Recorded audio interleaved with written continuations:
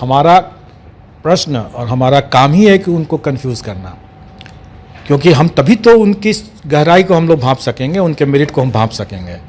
तो ये उम्मीद करना है कि हम प्रश्न जो पूछेंगे वो सीधा साधा क्वेश्चन पूछ देंगे तब तो सभी आंसर दे देंगे। तो अब बात ये उठती है कि अगर हम कंफ्यूजिंग क्वेश्चन पूछेंगे ही पूछेंगे तो उनको क्या करना चाहिए। स्वाभाविक है कि उनको अपना डेप्थ बढ़ाना पड़ेगा, सतही ज्ञान से काम नहीं चलेगा, उनको डेप्थ में जा कर के पढ़ना पड़ेगा, सतही ज्ञान से कभी नहीं चल सकता है। जैसे कुछ बच्चे ऐसे होते हैं जो दरोगा भी दे देते हैं, यूपीएससी भी देते हैं, बीपीएससी भी दे देते हैं, हर एग्ज़ाम देते हैं और फिर सवाल खड़े करते हैं।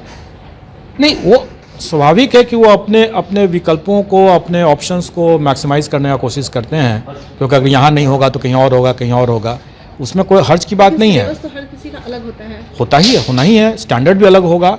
लेकिन अगर बीपीएससी की, अगर जैसे कंबाइंड सिविल सर्विसेज की परीक्षा या फॉर दैट मैटर कोई भी टेक्निकल परीक्षा को भी अगर आपको करना है तो आपको उसके डेप्थ में जाके करना होगा।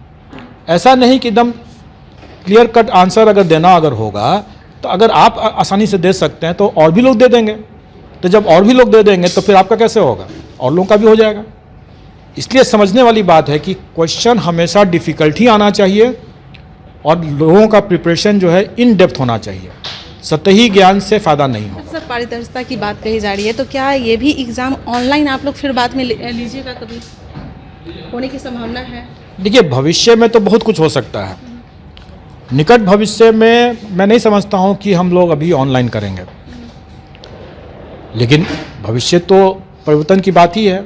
हमारे रिसोर्सेज बढ़ेंगे, हमारी चीज़ें बढ़ेंगी, टेक्नोलॉजी बढ़ेगा।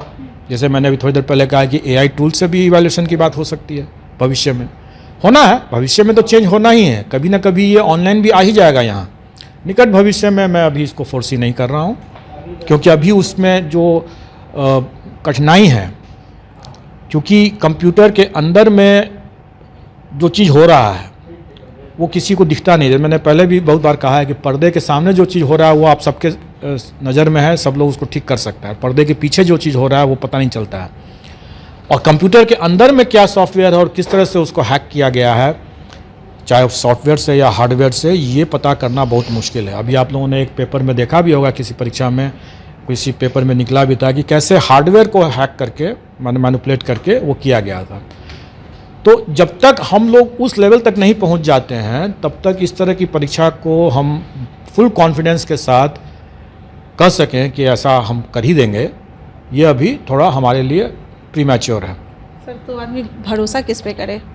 ऑफलाइन ऑनलाइन दोनों में तो वही हो रहा है, ऑफलाइन में भी तो लीक हो जा रहा है। देखिए, भरोसा तो आपको इंसान पर ही करना है, क्योंकि जो इंसान जो उसको कर रहा है वही है, वही सबसे महत्वपूर्ण है। ऑनलाइन हो चाहे ऑफलाइन हो, दोनों ही हालत में जो इंसान जिसको कर रहा है वही महत्वपूर्ण है।